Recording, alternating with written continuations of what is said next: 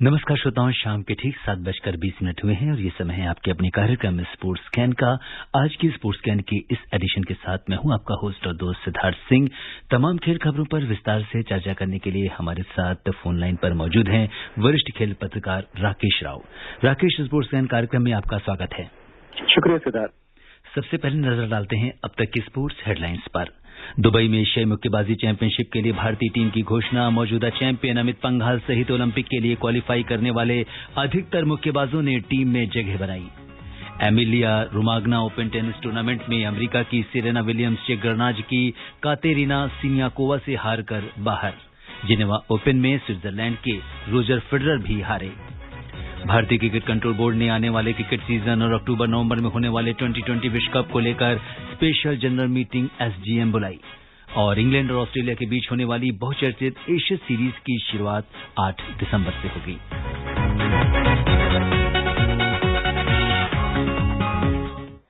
और सबसे पहले बात करते हैं मुक्केबाजी की। विश्व चैंपियनशिप के रजत पदक विजेता और गत चैंपियन अमित पंघाल सहित ओलंपिक के लिए क्वालिफाई करने वाले अधिकतर भारतीय पुरुष मुक्केबाजों ने दुबई में एशियाई चैंपियनशिप के लिए टीम में जगह बना ली है। यात्रा के लिए जरूरी स्वीकृति मिलने के बाद भारतीय दल 21 मई को रवाना होगा। इस प्रतियोगिता का आयोजन भारत में ही होना था, लेकिन कोविड-19 महामारी के कारण इसे दुबई स्थानांतरित कर दिया गया। लेकिन भारत ने सह मेजबान का जो अधिकार है उसे बरकरार रखा है। टूर्नामेंट की शुरुआत 24 मई से होगी, ड्रॉ 23 मई को होगा। इस प्रतियोगिता में कौन कौन से खिलाड़ी हिस्सा ले रहे हैं बता रहे हैं हमारे सहयोगी धर्मेंद्र। वर्ल्ड चैंपियनशिप के सिल्वर मेडलिस्ट और वर्तमान चैंपियन अमित पंघाल सहित ओलंपिक के लिए क्वालिफाई करने वाले अधिकतर भारतीय पुरुष मुक्केबाजों ने दुबई में एशियाई चैंपियनशिप के लिए टीम में जगह बना ली है। हालांकि ओलंपिक के लिए क्वालिफाई करने वाले मनीष कौशिक और सतीश कुमार को टीम में जगह नहीं मिली है, क्योंकि ये दोनों कोविड संक्रमण से उबर रहे हैं। भारत के 5 पुरुष मुक्केबाजों ने जुलाई अगस्त में होने वाले टोक्यो खेलों के लिए क्वालिफाई किया है। कौशिक की जगह एशियाई चैंपियनशिप के 4 बार के पदक विजेता शिव थापा, जबकि सतीश की जगह नरेंद्र को टीम में शामिल किया गया है। पिछले महीने घोषित महिला टीम की अगुवाई 6 बार की विश्व चैंपियन MC मैरीकॉम करेंगी। टोक्यो के लिए क्वालिफाई करने वाली चारों मुक्केबाजों को टीम में जगह मिली है, जिसमें सिमरनजीत कौर भी शामिल हैं, जो हाल में कोविड-19 से उबरी हैं। भारत ने थाईलैंड में 2019 में हुई एशियाई चैंपियनशिप में अपना अब तक का सर्वश्रेष्ठ प्रदर्शन करते हुए 2 स्वर्ण, 4 रजत और 7 कांस्य पदक सहित 13 पदक जीते थे। उम्मीद है कि भारतीय टीम दुबई में भी इसी प्रदर्शन को दोहराने की कोशिश करेगी। Dharmendra, sports scan. जी हाँ राकेश, मुक्केबाजी में जिस तरह से भारत का प्रदर्शन रहा है और जो भारतीय दल है वो 21 मई को रवाना होगा, तो क्या कुछ कहेंगे इसके बारे में? देखिए, बॉक्सिंग में खासकर जो एशियन लेवल पे है, तो हम नॉर्मली मतलब जो है हिस्ट्री के हिसाब से भी अगर हम देखें तो इंडिया का नॉर्मली तीसरे नंबर पे रहता है मेडल्स के हिसाब से। हम लोग 2 कंट्रीज के पीछे ही रहते हैं, चाहे वो कोरिया हो, जापान हो, चाइना हो, चाहे सारे कंट्रीज भी हों, लेकिन हम 2 या 3 या 4 वहीं रहते हैं। इसका मतलब ये है कि हमारा जो मेडल्स है, गोल्ड टैली चाहे जितना भी हो, हमारे ओवरऑल मेडल्स हमारे जो है मिडिल वेट कैटेगरीज में ज्यादा आते हैं, middle like lightweight categories, heavyweight categories कम आते हैं। ये ऐसा देखा गया है अभी तक। और अगर आप अभी जो ये प्रतियोगिता होने वाली है उसके हिसाब से अगर हम देखें, और अगर 2019 में जो चैंपियनशिप हमने देखी, उन दोनों को अगर हम थोड़ा कंपेयर करके भी देखेंगे तो हमें अभी लास्ट वाले परफॉर्मेंस को बेटर करना पड़ेगा, क्योंकि लास्ट टाइम हमारे पास मेन एंड विमेन दोनों में सिर्फ एक गोल्ड आया था। ठीक है, तो वैसे देखा जाए तो थोड़े एक्सपेक्टेशन ज्यादा है, क्योंकि हमारे जो बॉक्सिंग का जो बेस है इस कंट्री में वो लगातार इम्प्रूव होता जा रहा है। तो जैसे लास्ट टाइम हमने देखा कि सिर्फ 2 मेडल थे हमारे पास, अमित पंघल का था और एक था पूजा रानी का। पूजा रानी का 81 कैटेगरी में था, 81 केजीज में, और अमित पंघल का थोड़ा सा मतलब हल्के, मतलब वो उनका वेट मतलब हल्का है, जस्ट 52 केजीज में। लेकिन ओवरऑल जो मेडल्स हमारे आते हैं ये हमारे लाइट वेट कैटेगरीज में थोड़े ज्यादा आते हैं। तो यहाँ भी उम्मीद वही है कि जिस तरह हमने देखा कि अभी जैसे आपने थोड़ी देर पहले कहा कि सिमरनजीत कौर जो है, सिमरनजीत कौर को लास्ट टाइम सिल्वर मिला था। ठीक है, तो ये 2 साल हो गए उस बात को, लेकिन ये 2 साल ऐसे हैं कि हमारे विमेन बॉक्सर्स को काफी सारे मौके तो नहीं मिले हैं उनको, और ट्रेनिंग में भी उनके बहुत ज्यादा वेग तो पड़ा था। क्योंकि जब मेरी पिछली मुझे याद है मार्च में मेरी बात हो रही थी मेरीकॉम से, वो अपने घर पे ट्रेनिंग कर रही थी। मैंने देखा कि उनके घर पे सारा वो इक्विपमेंट लगा के रखा हुआ उन्होंने, और देखिए उनकी भी अगर आप देखें डिटर्मिनेशन इतनी है कि वो कोशिश कर रही हैं कि चाहे तो वो बाहर जाके ट्रेन नहीं कर पा रही हैं, लेकिन उनको एशियन लेवल पे भी, हालांकि 6 बार उनके पास उनको वर्ल्ड चैंपियनशिप के मेडल मिले, लेकिन उनको यहाँ पे भी गोल्ड ही चाहिए। बिल्कुल, तो ये एक डिटर्मिनेशन है। तो ओवरऑल हमारी टीम बहुत अच्छी है, लेकिन वो जो पिछली बार जो सिर्फ 2 गोल्ड मिले थे, हाँ, वो मैं चाहता हूँ कि वो नंबर थोड़ा सा इम्प्रूव हो। जी बिल्कुल, उम्मीद है मेडल के हिसाब से हमारे सबसे ज्यादा थे, 13 मेडल थे, जितने की जो नंबर 1 टीम थी चाइना, उससे भी 3 मेडल ज्यादा थे। और राकेश, यहाँ पे 2 खिलाड़ी इसमें क्वालिफाई भी कर चुके, हालांकि ओलंपिक के लिए मनीष कौशिक और सतीश कुमार, बट कोविड होने के कारण वो नहीं खेल पा रहे हैं, वो नहीं जा पाएंगे, तो वो उनको एक लॉस जरूर है। लेकिन फिर भी ओवरऑल जो हमारे जो कॉम्पिटिशन लेवल है, जो जितना हम देख रहे हैं, अब एशियन चैंपियनशिप एक बहुत अच्छा स्टैंडर्ड है, जहाँ पे हमको एक ये भी पता लग जाएगा कि हमारे बॉक्सर्स कितने तैयार हैं। जी, तो ये तो बात थी बॉक्सिंग की।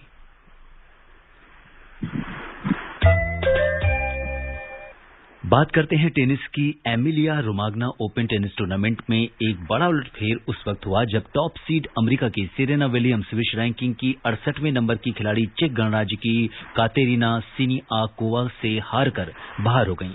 वहीं दूसरी ओर जिनेवा ओपन में स्विट्जरलैंड के रोजर फेडरर 2 महीने बाद टेनिस कोर्ट पर वापसी उनकी अच्छी नहीं रही और वो अंतिम 16 के मैच में हारकर टूर्नामेंट से बाहर हो गए हैं। ज्यादा जानकारी के लिए सुनते हैं हमारे सहयोगी रवि कपूर की ये रिपोर्ट। टॉप सीड अमेरिका की सेरेना विलियम्स विश्व रैंकिंग की 68वें नंबर की खिलाड़ी चेक गणराज्य की कातेरिना सिनियाकोवा से हारकर Emilia Romagna open tennis tournament से बाहर हो गई हैं। 15 मई से शुरू हुआ महिलाओं का ये टूर्नामेंट 29 मई तक चलेगा। सिनियाकोवा ने सेरेना को दूसरे दौर के मुकाबले में 7-6, 6-2 से हराया। 25 वर्षीय खिलाड़ी ने इससे पहले 2019 में हुए फ्रेंच ओपन में जापान की नाओमी ओसाका को हराया था। इस बीच स्विट्जरलैंड के रोजर फेडरर की 2 महीने बाद टेनिस कोर्ट पर वापसी अच्छी नहीं रही और वे जिनेवा ओपन में अंतिम 16 के मैच में हारकर टूर्नामेंट से बाहर हो गए। उन्हें पाब्लो ने 6-4, 4-6, 6-4 से हराया। फेडरर का ये लगभग 2 साल में क्ले कोर्ट पर पहला मैच था। पिछले साल ऑस्ट्रेलियन ओपन के बाद उनका ये सिर्फ दूसरा टूर्नामेंट है। उन्होंने पिछले 15 महीने में अपने दाएं घुटने की सर्जरी भी कराई है। उम्मीद है कि आने वाले दिनों में फेडरर अपने पुराने फॉर्म को बरकरार रख पाएंगे। Ravi Kapoor, sports scan.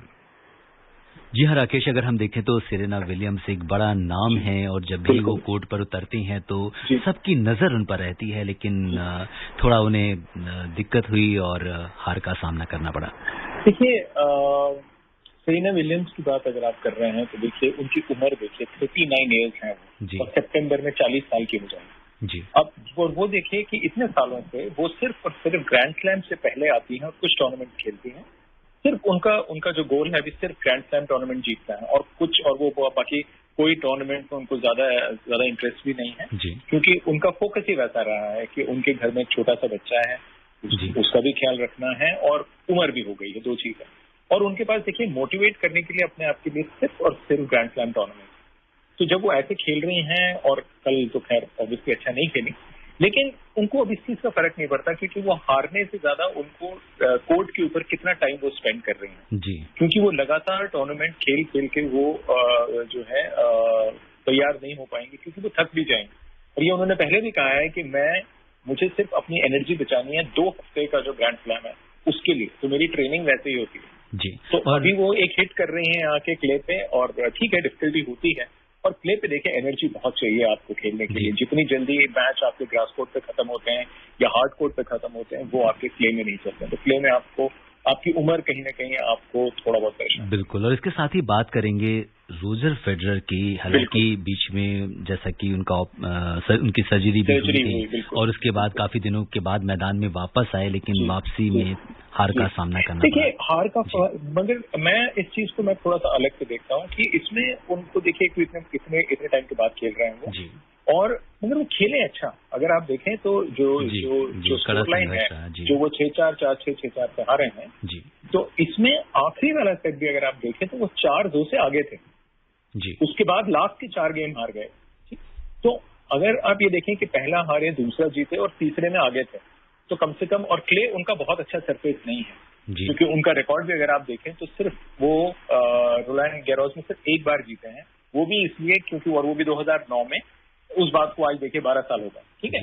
तो इनका क्ले कोर्ट रिकॉर्ड अच्छा नहीं है, वो भी इसलिए क्योंकि जिस व्यक्ति ने राफेल नडाल को हराया था सेमीफाइनल में, उनको इन्होंने फाइनल में हरा दिया था। कहीं उस दिन भी अगर नडाल के साथ मैच हुआ होता क्ले पे, तो शायद वो एक जो टाइटल जिनको मिला है रोनाल्ड गैरोस में, वो नहीं मिलता। और उन्होंने जैसे मैच के बाद भी कहा कि कोई ये सोच रहा है कि मैं अपनी तैयारी करके मैं जाके क्ले पे टूर्नामेंट जीत जाऊंगा, ये अभी संभव नहीं है, क्योंकि मेरा गेम में भी बहुत सारी चीजें हैं जो मुझे अभी वापस उसको ठीक करनी है, मुझे ड्राइंग बोर्ड पे वापस जाना होगा। तो ये सब उन्होंने कल हारने के बाद कहा है। बिल्कुल, तो ये तो बात थी टेनिस की। बढ़ते हैं अगली खबर की ओर। बिल्कुल। फुटबॉल की बात करते हैं। भारत की 28 खिलाड़ियों की फुटबॉल टीम फीफा विश्व कप कतर 2022 और एएफसी एशियाई कप चीन 2023 क्वालिफायर्स में भाग लेने के लिए आज दोहा के लिए रवाना हो गई है। ये मैच 3 जून से खेले जाएंगे। कतर की यात्रा के लिए आवश्यक स्वास्थ्य मानकों के अनुसार सभी खिलाड़ियों और कर्मचारियों को आरटीपीसीआर की नेगेटिव जांच रिपोर्ट ले जानी होगी। ये जांच पिछले 48 घंटे के अंदर की होनी चाहिए। और अगर हम देखें तो जिस तरह से जो भारत के जो 28 खिलाड़ियों का दल इस समय इन प्रतियोगिताओं में हिस्सा लेने के लिए जो दोहा रवाना हुआ है, इसके बारे में आप क्या कहेंगे फुटबॉल के बारे में? देखिए, अगर ओवरऑल जो तैयारी है, ये तो खैर हम सबको पता है कि बहुत अच्छी तैयारी तो नहीं है, क्योंकि we have struggled right through. लेकिन जो कोच हैं उनका कहना है कि देखिए ये अभी जो जून का जो क्वालिफायर्स हैं ये सारे, इसमें जो है पहला जो इनको सबसे ज्यादा जो दिक्कत होगी, ब्लू टाइगर्स जो टीम है उनके साथ, तो उनमें जिनको ये कहते हैं कि साहब हमारा नाम है ब्लू टाइगर्स, इनका नाम, तो उसके हिसाब से ये कितना इंटेंस सेशन में ये क्या कर पाएंगे ये देखना पड़ेगा। और ये आइडियल सिचुएशन भी नहीं है, उन्होंने ये भी कहा। लेकिन जो कैंप जो हमने देखे, जो कि कलकत्ता में हुए, मई से शुरू हुए, वो शुरू करना चाहते थे उसको, वो आप शुरू नहीं कर पाए, कैंसिल हो गए। फिर आपके जो कुछ फ्रेंडली मैचेस होने थे दुबई में, वो नहीं हो पाए। तो ओवरऑल जो है हेड कोच काफी दुखी है कि साहब हम करें तो क्या करें अभी। लेकिन देखिए ये सब रीजंस हैं और सबके अपने अपने चैलेंजेस हैं। लेकिन इसका मतलब ये नहीं कि हम लोग वहां जाके जो एशियन चैंपियनशिप होगी उसमें हमें, देखिए उम्मीदें तो कम ही हैं इंडिया की, लेट अस फेस इट, कि हम लोग, हमारा जो पहला मैच है कतर के साथ है जून 20 तारीख को, फिर बांग्लादेश के साथ और अफगानिस्तान के साथ। तो ये तीनों टीमें जो है, कतर को तो छोड़ दीजिए, कतर का लेवल हमसे बहुत ही ज्यादा सुपीरियर है, लेकिन बांग्लादेश और अफगानिस्तान, बांग्लादेश एक मेरे ख्याल से बहुत कम ऐसे स्पोर्ट्स हैं जहां पे बांग्लादेश हिंदुस्तान के साथ बड़े कॉन्फिडेंस के साथ उतरती है, और वो एक गेम है फुटबॉल। उनकी टीम ठीक ठाक है। अफगानिस्तान ऑफकोर्स उसमें जो दमखम है वो हमको मालूम ही है, वो लोग कैसे खेल सकते हैं। लेकिन ये दो टीमें जो डेस्परेट टीम्स हैं, और इंडियंस की तैयारी अगर ठीक नहीं होगी तो फिर वहां जाके एम्बेरसमेंट इंडिया को फेस करना पड़ेगा। जी बिल्कुल, तो उम्मीद करते हैं कि जो भारतीय खिलाड़ी हैं वो बेहतर प्रदर्शन करेंगे। जी। भारतीय क्रिकेट कंट्रोल बोर्ड बीसीसीआई ने आने वाले क्रिकेट सीजन और अक्टूबर-नवंबर में होने वाले 2020 विश्व कप को लेकर स्पेशल जनरल मीटिंग यानी एसजीएम बुलाई है। ये बैठक 29 मई को वर्चुअली होगी। बोर्ड सचिव जय शाह ने इसके लिए सभी स्टेट एसोसिएशंस को नोटिस भी भेजा है। शाह ने नोटिस में लिखा है कि देश में फिलहाल कोरोना महामारी फैली है, उस स्थिति में आने वाले सीजन में क्रिकेट को लेकर बैठक में चर्चा की जाएगी। आप सभी एसोसिएशन से अनुरोध है कि इस बैठक को ज्वाइन करें। तो बीसीसीआई की जो बैठक होने वाली है काफी महत्वपूर्ण मानी जा रही है। क्या कुछ लगता है आपको, क्या बातें इसमें होने वाली है? और देखिए मेनली इसमें ये होगा कि क्या हम रणजी ट्रॉफी इस साल होस्ट कर पाते हैं कि नहीं, क्योंकि जैसे आपको मालूम है पिछले साल हमने सिर्फ और सिर्फ जो है पहले हमने किया मुश्ताक अली ट्रॉफी, उसके बाद किया विजय हजारे ट्रॉफी। तो red ball cricket last year हुआ ही नहीं है, पूरे सीजन में नहीं हुआ है। तो ये बहुत रेयर होता है कि चाहे वॉर सिचुएशन में भी हमने देखा है कि रणजी ट्रॉफी जरूर चलता रहा था हमारा, लेकिन लास्ट ईयर ऐसा हुआ कि लास्ट सीजन रादर कि जब हमारे रणजी ट्रॉफी नहीं हो पाई। तो सबसे बड़ा मुद्दा यह है कि क्या हम अपनी राष्ट्रीय प्रतियोगिता इस बार होल्ड कर पाएंगे कि नहीं। और जूनियर लेवल के जो है लास्ट ईयर कोई मैच नहीं हुआ जूनियर लेवल पे, अंडर 19 लेवल पे, जिसको हम बोलते हैं कि हम अपनी टीम आकर बिल्ड करते हैं, क्योंकि सर्कमस्टेंसेस ऐसे थे।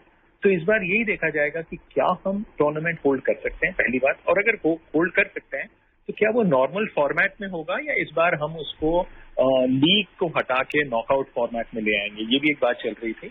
और क्या हम लीग को टाइम पे शुरू कर सकते हैं कि नहीं, तो ये काफी सारी चीजें हैं। और अभी देखिए, अभी हम सिर्फ मई में हैं और ये टूर्नामेंट नॉर्मली शुरू होते हैं हमारे अगस्त सितंबर में, तो अभी टाइम है उसमें। जी बिल्कुल राकेश, तो देखना होगा कि 29 मई को ये जो बैठक हो रही है वर्चुअली, इसमें क्या कुछ निर्णय लिए जाते हैं। बढ़ते हैं अगली खबर की ओर।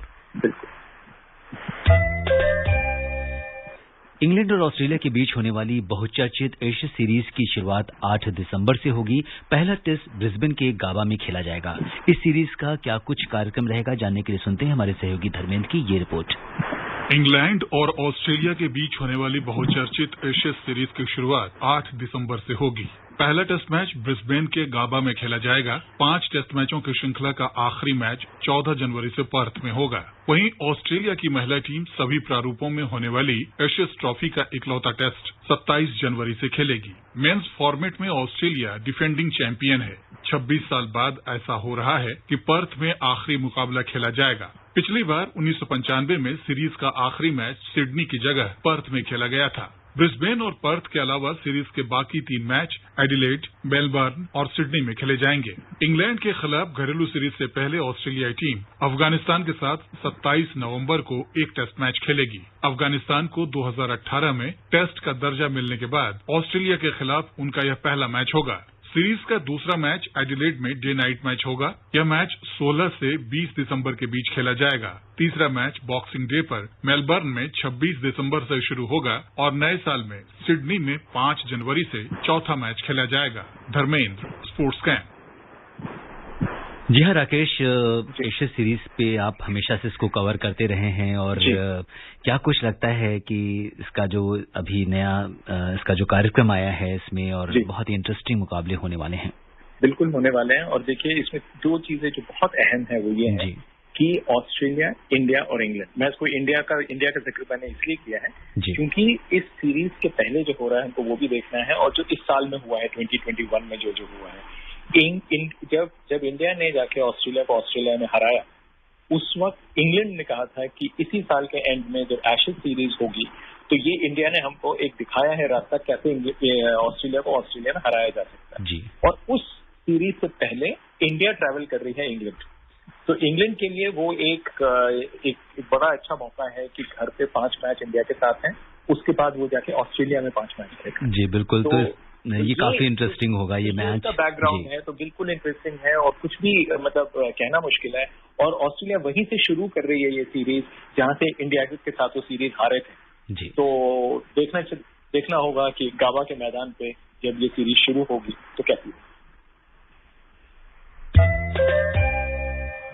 वेस्टइंडीज ने दक्षिण अफ्रीका, ऑस्ट्रेलिया और पाकिस्तान के साथ होने वाली 5-5 T20 मैचों की 3 श्रृंखला के लिए 18 सदस्यीय टीम की घोषणा की है। श्रीलंका के साथ 1 दिवसीय और T20 मैचों की सीरीज जीतने वाले किरेन पोलार्ड टीम के कप्तान होंगे। निकोलस पूरन को उपकप्तान बनाया गया है। वेस्टइंडीज के प्रमुख कोच फिल सिमंस ने आगामी श्रृंखलाओं में अच्छे प्रदर्शन की उम्मीद जाहिर की है। उन्होंने कहा है कि उनका पूरा ध्यान भारत में अक्टूबर-नवंबर में होने वाले विश्व कप पर केंद्रित है। तो ये जो टीम की घोषणा है राकेश। जी देखिए, टीम जो है वेस्टइंडीज की, चाहे हम उस टीम को चाहे जो भी कहें कि शायद वेस्टइंडीज की क्रिकेट पहले जैसी नहीं है, लेकिन व्हाइट बॉल क्रिकेट में और वो भी 2020 क्रिकेट में आप उसे कम नहीं आ सकते। उनके पास कुछ बेहतरीन खिलाड़ी हैं जो कि व्हाइट बॉल क्रिकेट के बिल्कुल किंग कहलाते हैं, बिल्कुल जबरदस्त। तो ये टीम बहुत अच्छी है और वो तैयारी भी कर रही है वर्ल्ड कप के लिए। वर्ल्ड कप हो ना हो और बात है, लेकिन ये जो सीरीज जिनके लिए जो टीम जो कंट्रीज के साथ खेलने वाले हैं, मुझे बड़ी उम्मीद है। जी बिल्कुल, और हम सबको उम्मीद है। और अब समय इजाजत नहीं दे रहा है, चलते चलते बता दें कि अंतर्राष्ट्रीय ओलंपिक समिति ने आज जापान को आश्वासन दिया है कि टोक्यो ओलंपिक खिलाड़ियों और मेजबान देश के लिए पूरी तरह से सुरक्षित होगा। श्रोताओं, अब समय अनुमति नहीं दे रहा है कि हम कुछ और खेल खबरों पर चर्चा करें। राकेश, आपका बहुत बहुत धन्यवाद। शुक्रिया सिद्धार्थ। श्रोताओं, स्पोर्ट्स कैन में आज के लिए बस इतना ही। अगर आप इस कार्यक्रम को दोबारा सुनना चाहते हैं तो लॉग ऑन कर सकते हैं हमारी वेबसाइट newsonair.com पर। कल शाम 7:20 पर दोबारा मुलाकात के वादे के साथ इजाजत दीजिए अपने होस्ट और दोस्त सिद्धार्थ सिंह को। तब तक के लिए नमस्कार।